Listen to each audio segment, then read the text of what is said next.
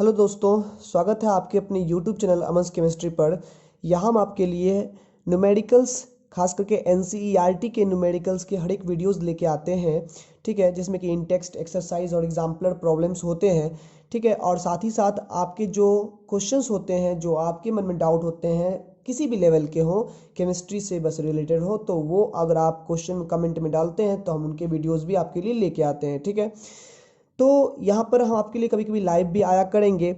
तो ध्यान दें, यहाँ पर एनसीईआरटी के इंटेक्स्ट के 1.6 का क्वेश्चन कहता है, classify the following solids in different categories on the nature of intermolecular forces operating in them. यहाँ पर कुछ सॉलिड के नाम दिए गए हैं। इनमें करना क्या है कि इनमें जो पार्टिकल्स हैं उनके नेचर को पहचानना है।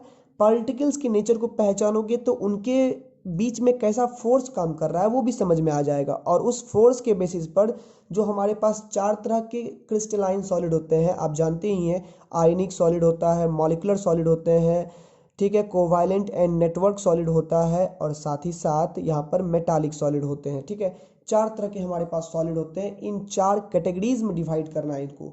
तो पोटेशियम सल्फेट है पहला सॉलिड। पोटेशियम सल्फेट का फॉर्मूला होता है K2SO4, जो कि पोटेशियम आयन K प्लस और सल्फेट आयन SO4 2 माइनस से मिलकर बना होता है।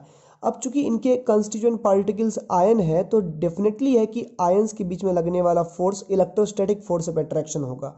और जहां भी electrostatic force of attraction work करता है दो अपोजिट चार्ज आयन में, वहां पर उस बॉन्ड को हम लोग आयनिक बॉन्ड भी बोल सकते हैं, और आयनिक बॉन्ड जिस सॉलिड में होते हैं उनको हम लोग आयोनिक सॉलिड कहेंगे। तो यानी कि ये सॉलिड आ गया किस कैटेगरी में, तो ये आ गया आयनिक सॉलिड की कैटेगरी में। ठीक है, आते हैं टीन। टीन का फॉर्मूला होता है Sn। Sn टीन जो है एक मेटालिक सॉलिड है, मेटल है ये क्या करता है, अपने वैलेंस सेल के इलेक्ट्रॉन्स को, यानी वैलेंस इलेक्ट्रॉन को ये रिलीज कर देता है और अपने आप को आयनाइज कर लेता है। ठीक है, तो आयनाइज करने के बाद क्या होता है, ये जो सॉलिड बनाता है, सॉलिड में कंस्टिट्यूएंट पार्टिकल रूप में इसके आयंस होते हैं, और इनके द्वारा रिलीज किए गए इलेक्ट्रॉन फ्री इलेक्ट्रॉन बन करके उसी सॉलिड में पार्टिकल्स के अंदर में चक्कर लगाते रहते हैं। ठीक है, जिसके कारण से ये इलेक्ट्रिसिटी का गुड कंडक्टर बन जाता है। तो ऐसे सॉलिड जिसमें कि मेटल आयन हो और साथ ही साथ उनके चारों ओर फ्री इलेक्ट्रॉन्स मूव कर रहे होते हैं, उनको मेटालिक सॉलिड बोलते हैं। तो टीन एक मेटालिक सॉलिड हो गया।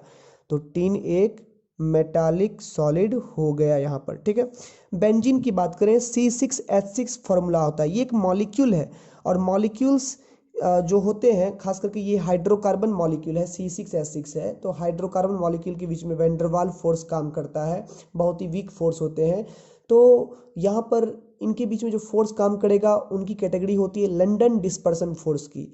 तो वीकेस्ट फोर्स होता है। तो यहाँ पर हालांकि हम लोग देख सकते हैं कि ये मॉलिक्यूल है, तो मॉलिक्यूल से जो सॉलिड बना होता है उनको हम लोग मॉलिक्यूलर सॉलिड कहते हैं। तो बेंजीन आ गया किस में, ये आ गया हमारा मॉलिक्यूलर सॉलिड में। ठीक है, मॉलिक्यूलर में भी देखोगे तो ये नॉन पोलर मॉलिक्यूलर सॉलिड है, क्योंकि ये हाइड्रोकार्बन है तो नॉन पोलर मॉलिक्यूलर सॉलिड होगा, क्योंकि इनका डायपोल मोमेंट 0 हो जाता है। ठीक है, ठीक है, इसमें डायपोल नहीं बनता है।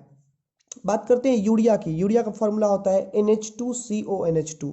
ये भी एक मॉलिक्यूल है, NH2CONH2।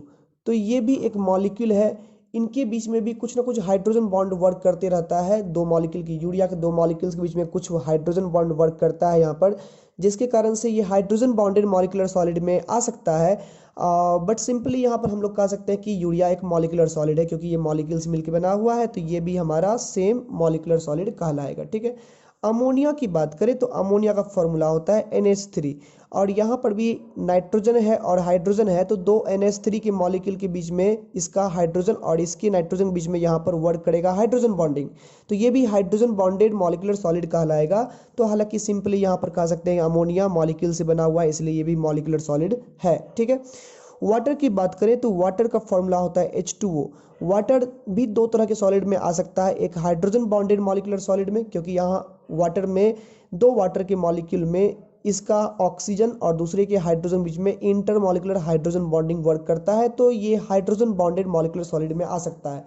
साथ ही साथ ये पोलर मॉलिक्यूलर सॉलिड में भी आएगा, क्योंकि वाटर में जो होता है शेप वाटर मॉलिक्यूल का वो बेंड शेप होता है, V शेप होता है, जिसके कारण से HO के बीच में जो ये इलेक्ट्रॉन का डिस्प्लेसमेंट होगा O की तरफ, उसका उस पर एक डायपोल फॉर्म होगा, क्योंकि यहाँ पर जब हाइड्रोजन इलेक्ट्रॉन ऑक्सीजन तरफ डिस्प्लेस करेगा तो यहाँ पर पार्शियली पॉजिटिव चार्ज आएगा और ऑक्सीजन तरफ पार्शियली नेगेटिव चार्ज आएगा, तो इसे डायपोल का फॉर्मेशन होता है।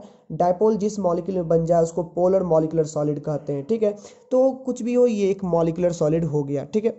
जिंक सल्फाइड की बात करें तो नाम से ही स्पष्ट है, इसमें जिंक आयन है Zn2+ के फॉर्म में, प्लस सल्फाइड आयन है S2- के फॉर्म में। अब जब आयन्स है तो बीच में फोर्स जो वर्क करेगा वो इलेक्ट्रोस्टैटिक फोर्स होगा, और ये सॉलिड कहलाएगा हमारा आयनिक सॉलिड, ये कहलाएगा हमारा आयनिक सॉलिड, ठीक है।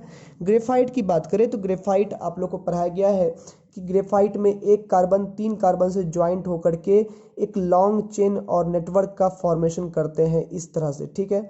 ये नेटवर्क आगे फैलते जाता है, तो 2 डायमेंशनल पहले लेयर बनाता है ग्रेफाइट, जिसको ग्राफीन कहते हैं। शायद ये पहले नहीं जानते होंगे, ये ग्राफीन कहलाता है, ठीक है। और कई सारे ग्राफीन के लेयर जब एक दूसरे पर पढ़ते जाते हैं, जैसे कि पेज पर पेज डालते हो तो बुक बनता है, उसी प्रकार से कई सारे ग्राफीन के लेयर वीक फोर्स से एक दूसरे पर पड़े हुए रहते हैं, जिसके बाद किसका फॉर्मेशन होता है, ग्रेफाइट का फॉर्मेशन होता है। तो देख सकते हैं ये कोवैलेंट बॉन्डेड सॉलिड है जिसका स्ट्रक्चर नेटवर्क है, तो हम कह सकते हैं कि ग्रेफाइट एक कोवैलेंट एंड नेटवर्क सॉलिड है, कोवैलेंट एंड नेटवर्क सॉलिड है यहाँ पर ग्रेफाइट, ठीक है। रूबिडियम की बात करें तो रूबिडियम एस ब्लॉक का एक मेटल है, ये एक मेटालिक सॉलिड बनेगा। अब आप जानते हैं ये मेटालिक सॉलिड क्या होता है, ठीक है। आर्गन की बात करें तो आर्गन भी हमारा एक मॉलिक्यूल है, आर्गन भी हमारा एक मॉलिक्यूल है, ये फ्री स्टेट में पाया जाता है, इनर्ट गैस है, ये मॉलिक्यूल के फॉर्म में रहता है, ठीक है। तो ये भी हमारा एक मॉलिक्यूलर सॉलिड का एग्जांपल में जाएगा, ये भी बन गया मॉलिक्यूलर सॉलिड, ठीक है। अब बात करें सिलिकॉन कार्बाइड की, तो सिलिकॉन कार्बाइड भी कोवैलेंट एंड नेटवर्क सॉलिड ही होता है, ठीक है। कारण क्या है कि यहाँ पर भी सिलिकॉन के पार्टिकल्स जो 4 बॉन्ड से बॉन्डेड होते हैं, इसी में यहाँ पर कार्बन भी आ जाता है, इसी के नेटवर्क के अंदर में, तो इसी से सिलिकॉन कार्बाइड का फॉर्मेशन होता है, जिसमें कि सिलिकॉन और कार्बन एक दूसरे से नेटवर्क स्ट्रक्चर बना करके जुड़े हुए रहते हैं। तो हम कह सकते हैं यहाँ पर सिलिकॉन कार्बाइड एक नेटवर्क सॉलिड है या कोवैलेंट सॉलिड है, तो कह सकते हैं ये कोवैलेंट एंड नेटवर्क सॉलिड है, ठीक है। कोवैलेंट एंड नेटवर्क सॉलिड है ये, ठीक है। तो आई होप आपको ये एक्सप्लेनेशन पसंद आया होगा, समझ में आ गया होगा। अगर इसमें डाउट रहता है तो आप जरूर क्वेश्चन क्रिएट कर सकते हैं, हमसे पूछ सकते हैं, सलाह ले सकते हैं, ठीक है। हम आपके रिप्लाई जरूर करेंगे और आपके कमेंट का भी हम इंतजार करेंगे, ठीक है। तो मिलते हैं हम लोग अगले ऐसे ही एनसीईआरटी के इन टेक्स्ट के अगले वीडियो में। तब तक के लिए हम आपसे विदा चाहते हैं, और साथ ही साथ कि अगर बैकग्राउंड कुछ नॉइज़ हो तो प्लीज़ माफ़ करें, ठीक है, क्योंकि थोड़ा बड़ा ऐसा होता ही है। मिलते हैं हम लोग अगले वीडियो में।